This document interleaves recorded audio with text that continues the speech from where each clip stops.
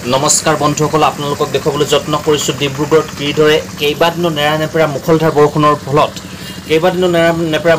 বৰষুণৰ ফলত সাগৰ সদৃশ পৰিৱেশলৈ সৃষ্টি হৈছে বৰ্তমান ডিব্ৰুগড় চহৰ।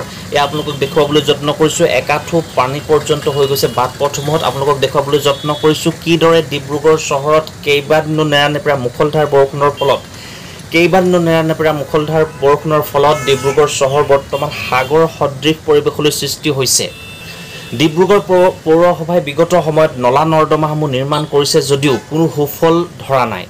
কৃত্ৰিম বানপানীৰ সমস্যা ডিব্ৰুগড় চহৰত সমস্যাই হৈ আছে। এয়া চাওক আপোনালোকে কি ধৰণে ডিব্ৰুগড় মূল ডিব্ৰুগড় চহৰৰ মাজমজিয়াত এই ধৰণে কৃত্ৰিম বানপানীৰ সমস্যা হোৱা দেখিবলৈ পোৱা গৈছে। এয়া কোনো গাঁও বা নৈপৰীয়া অঞ্চল নহয়, এয়া ডিব্ৰুগড় চহৰৰ মাজমজিয়াত এই ধৰণে কেইবাদিনো নেৰানেপেৰা মুখলধাৰ বৰষুণৰ ফলত এই ধৰণে কৃত্ৰিম বানপানীৰ সমস্যাই দুৰ্ভোগ ভোগাইছে ডিব্ৰুগড় চহৰবাসীক।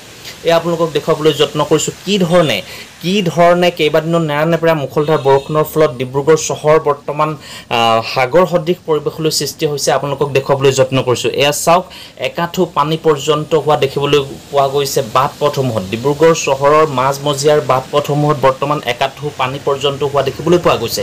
এয়া সমগ্ৰ দৃশ্য আপোনালোকক দেখুৱাবলৈ যত্ন কৰিছোঁ আমি অসমীয়া লাইভৰ জৰিয়তে।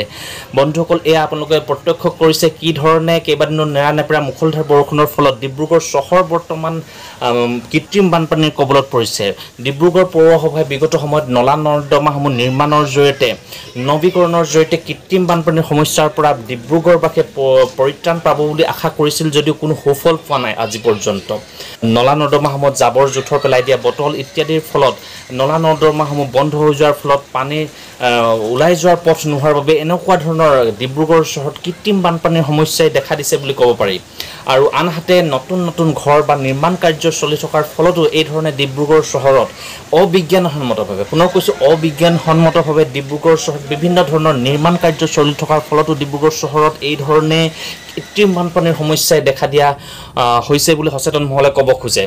পৰৱৰ্তী সময়ত নিশ্চিতভাৱে ডিব্ৰুগড় পৌৰসভা জিলা প্ৰশাসন বা স্থানীয় বিধায়ক ইত্যাদিয়ে লগ লাগি এই সমস্যাটো সমাধানৰ বাবে নিশ্চিতভাৱে ডিব্ৰুগড় চহৰৰ এই কৃত্ৰিম বানপানীৰ সমস্যা নিৰ্মূল কৰাৰ বাবে নিশ্চিতভাৱে ডিব্ৰুগড় পৌৰসভাই এই ক্ষেত্ৰত বিজ্ঞানসন্মত পদক্ষেপ গ্ৰহণ কৰিব লাগিব। তেতিয়াহে ডিব্ৰুগড় চহৰবাসীয়ে এই যি সাগৰ সদৃশ পৰিৱেশ, সাগৰ সদৃশ কৃত্ৰিম বানপানীৰ সমস্যাৰ পৰা পৰিত্ৰাণ পাব বুলি আশা কৰিছে সচেতন মহলে।